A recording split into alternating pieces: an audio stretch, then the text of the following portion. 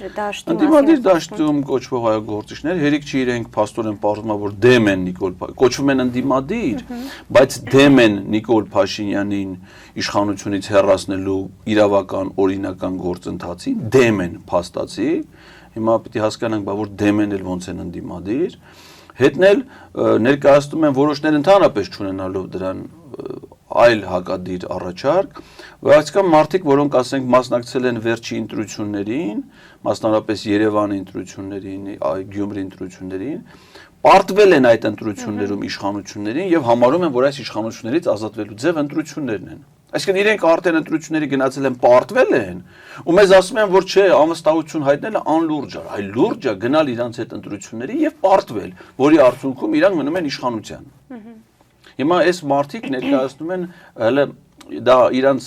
այսպես կոչված հիմնավոր տեսակետ համարելու հետ միասին մի հատ է փորձում են վիրավորել